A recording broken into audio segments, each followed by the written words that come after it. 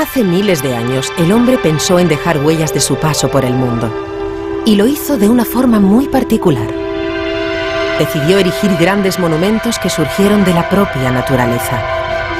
Grandes piedras que conformaron paisajes que han ido tallando la tierra y llenando de misterio muchos rincones del planeta.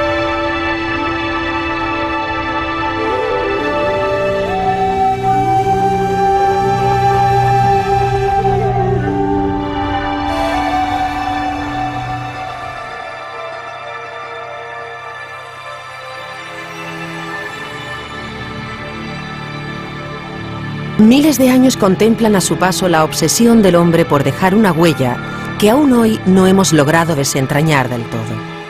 Esas formas pétreas siempre se han resistido a encajar en cualquiera de las teorías que han ido dibujándose sobre ellas a lo largo de los años, para finalmente permanecer como testigos mudos. Un fenómeno inexplicable que forma parte de la leyenda.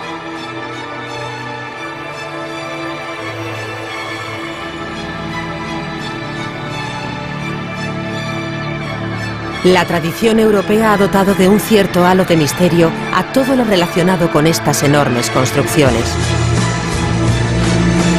Incluso se señalaba a una raza de gigantes como autores.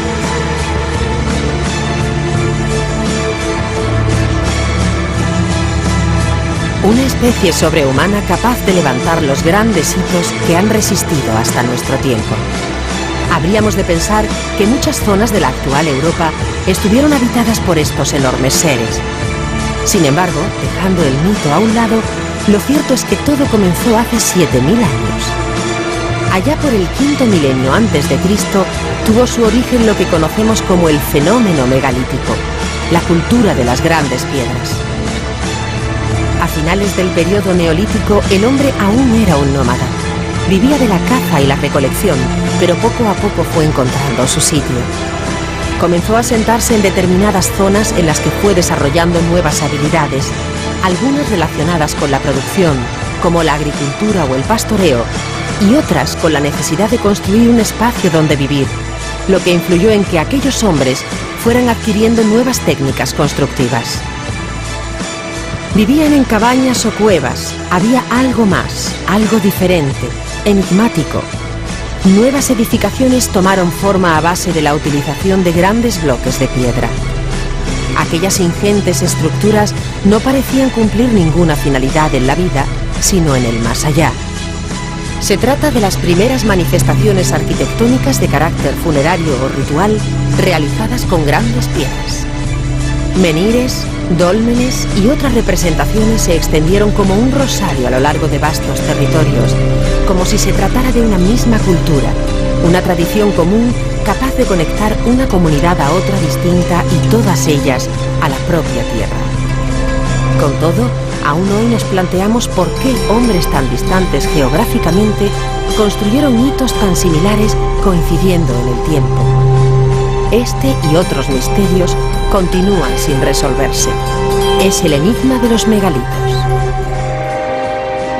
Los megalitos, las grandes piedras, han presenciado el paso de comunidades de hombres que han habitado en diversos lugares del viejo continente. Los primeros aparecieron en la Bretaña francesa hacia el 5000 a.C., zona que se convertirá en un auténtico foco de expansión hacia las islas británicas, Portugal y España. Luego, desde la propia península ibérica y Francia, el megalitismo dará el salto hasta diversos enclaves del Mediterráneo, como Córcega, Cerdeña o la península italiana. El fenómeno se instaló poco a poco en el interior del continente hasta alcanzar su momento de máximo esplendor en el segundo milenio antes de Cristo, cuando prácticamente ocupaba todo el territorio europeo y la cultura de las piedras se daba la mano con la Edad del Bronce. Habitualmente el término megalítico se ha relacionado con la práctica de enterramientos colectivos y de inhumación en tumbas, cuya estructura estaba conformada por piedras. Lo cierto es que estas construcciones siempre han ejercido un poder de fascinación sobre varias generaciones, algunas de las cuales han seguido planteándose las mismas preguntas. ¿Qué llevó a aquellos hombres a construir tales hitos?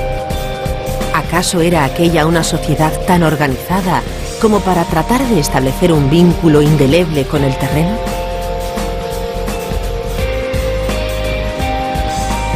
Es probable que los menhires respondan a esta hipótesis. Aquellos hombres comenzaron a sentir la necesidad de marcar su territorio, bien con el objetivo de preservar la tierra en la que enterraban a sus muertos, bien en su afán de señalar sus propiedades y mostrar su poder frente a otras comunidades. Los menhires son mucho más simples que otros monumentos megalíticos, al menos a simple vista. Reciben el apelativo bretón, que designa en este caso a un monolito de gran tamaño clavado verticalmente sobre el terreno. Se han encontrado menhires solitarios de impresionantes dimensiones en la costa atlántica, sobre todo en Bretaña, Francia, donde alguno llegó incluso a alcanzar los 20 metros de altura. También los encontramos en grupos, seguramente respondiendo a otra finalidad, e incluso aparecen alineamientos de menhires como el de Carnac, en la Bretaña francesa, donde se extienden grandes avenidas conformadas por hileras de piedras. Distinto es el conjunto de piedras que delimita una superficie, el cromlech. Los más afamados son los de Avebury o el mítico Stonehenge, en la explanada de Salisbury, ambos situados al sur de Inglaterra. Pero fueron los dólmenes las primeras construcciones de tipo funerario. Al igual que ocurre con el menhir, el término dolmen procede del bretón y significa mesa de piedra, ya que la base de su construcción consistía en fijar piedras verticalmente, los llamados ortostatos, y rematarlas con una gran losa horizontal. Aquellas grandes mesas fueron utilizadas como enterramientos colectivos y lugares de culto. Los dólmenes solían contar en su interior con una o varias cámaras y sus dimensiones podían variar. Sin embargo, no todos los dólmenes tenían la misma estructura. Se han encontrado dólmenes de cámara simple que presentan un habitáculo con diversos tipos de planta, así como un corredor de acceso. En nuestro viaje por el sur peninsular nos encontramos con los llamados sepulcros de corredor, que interponen un pasillo flanqueado por grandes ortostatos, a menudo también adintelado desde la entrada y que nos conduce al interior. Algunos de ellos son espectaculares por el tamaño de las piedras utilizadas.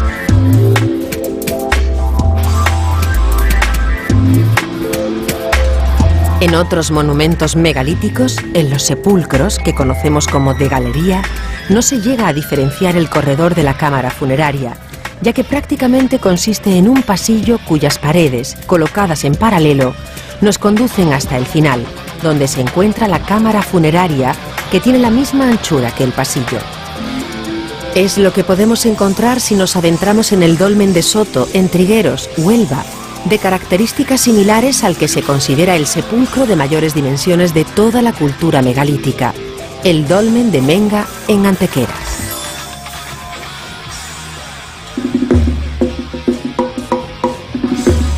Sin duda, viendo cómo se trabaja hoy en día y los medios puestos a nuestro alcance para conseguir grandes bloques de piedra, es necesario hacer un gran esfuerzo para abstraerse e imaginar cómo fueron capaces aquellos hombres de extraer, transportar y construir tales estructuras.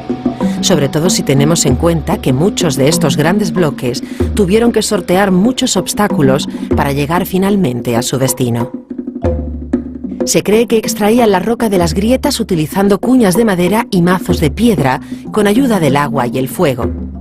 Tras darle la forma deseada con básicos utensilios de piedra, se procedía al traslado, que se realizaba por tracción humana, deslizando el bloque sobre rodillos hechos de troncos de árboles y tirando con sogas atadas a las piedras. Una vez elegido el lugar, los bloques verticales, los ortostatos, se dejaban caer en un estrecho hoyo previamente excavado y tras ajustarlos con piedras más pequeñas, estos se colocaban en posición vertical. Si la finalidad era erigir un menhir, el proceso quedaba completado, pero si lo que se pretendía era construir un dolmen, la tarea continuaba, de modo que se comenzaba a colocar el bloque o bloques horizontales. Una tarea muy compleja que se solucionaba haciendo terraplenes a ambos lados de los bloques verticales hasta alcanzar su misma altura. A través de estos terraplenes se deslizaba el bloque horizontal hasta dejarlo colocado correctamente, tras lo cual se cubría de tierra que, sumada a la de los terraplenes laterales, daba lugar al túmulo que conservaría una estructura interna reforzada y circundada por anillos de piedras capaces de impedir los corrimientos de tierra y consiguiendo que el terreno fuera compacto.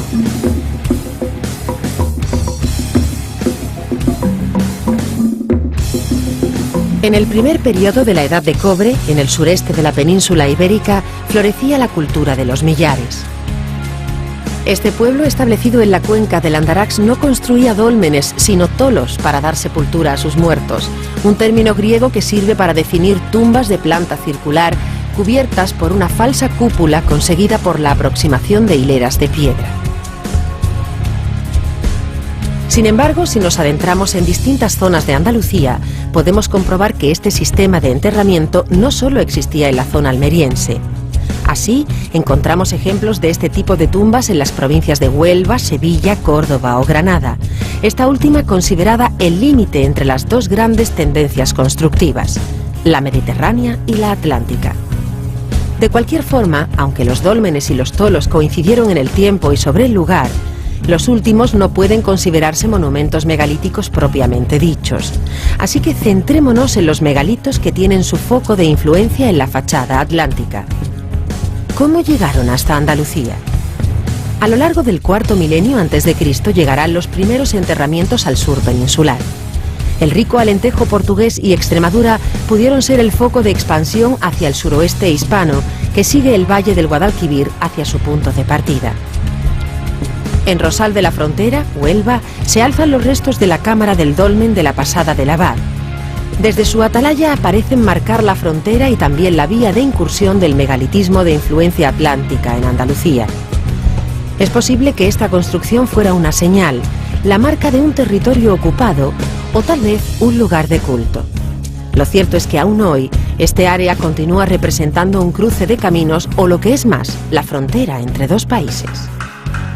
La provincia de Huelva cuenta con algunos de los mejores ejemplos del legado dolménico del sur de España. En Zalamea la Real encontramos los dólmenes de El Pozuelo y más al sur, en Valverde del Camino, el conjunto megalítico de los Gabrieles, un grupo conformado por 6 dólmenes de galería cubierta en los que se puede observar, en diferente estado de conservación, elementos estructurales tanto verticales y horizontales, así como parte del túmulo que los cubría y el anillo que lo circundaba.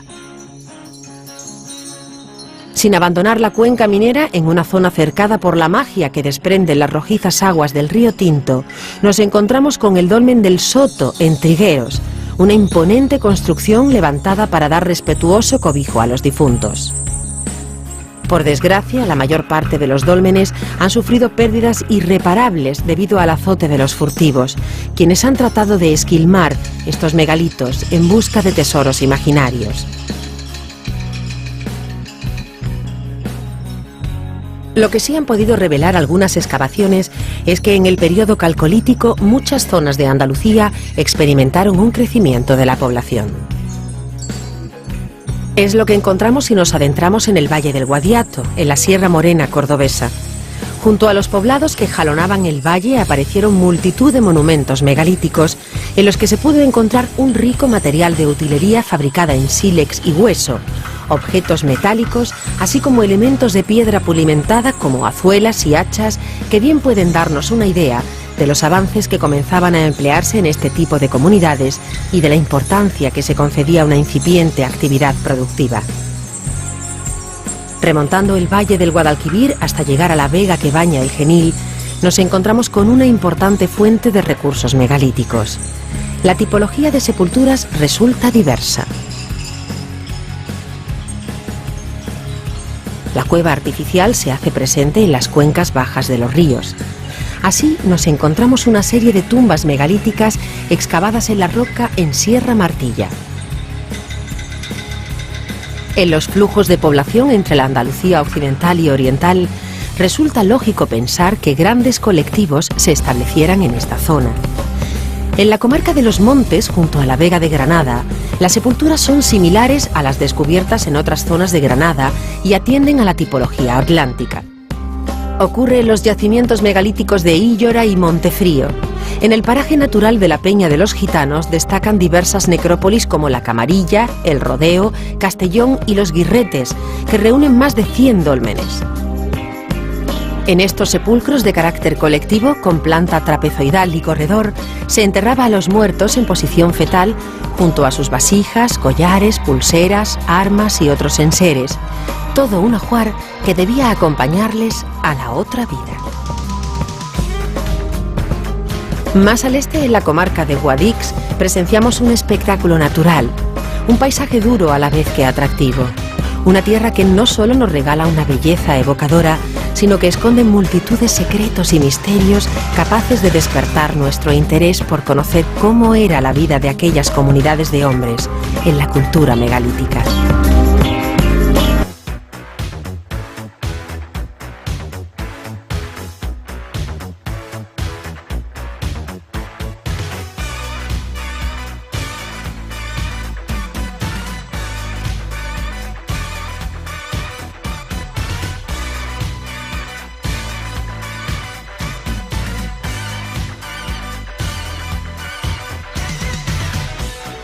La ribera bañada por el río Gor significó un enclave privilegiado en las relaciones interculturales entre los pueblos que habitaban las tierras de Almería y el Alto Guadalquivir, lo que convirtió esta zona durante el periodo comprendido entre el 2400 y 2000 a.C. en un área densamente poblada como consecuencia de la tierra fértil con la que contaba. A lo largo de los 8 kilómetros que comprende el tramo fluvial entre Gor, Gorace y Baños de Alicún, podemos encontrar una de las mayores concentraciones de dólmenes de toda la península. Los 240 dólmenes encontrados evidencian que esta zona tuvo una enorme importancia. Pero, ¿por qué eligieron aquel emplazamiento para alojar los restos de sus ancestros? Quizás se trataba de encontrar un entorno idóneo para expresar una espiritualidad cada vez más presente en la comunidad. Lo cierto es que pudo influir el hecho de que muchos de estos grupos seminómadas trataran de marcar con los enterramientos una propiedad, un lugar sagrado para ellos, que de ninguna manera permitirían les fuera arrebatado. En definitiva, un lugar rico que estuviera próximo al agua y a las tierras de labor.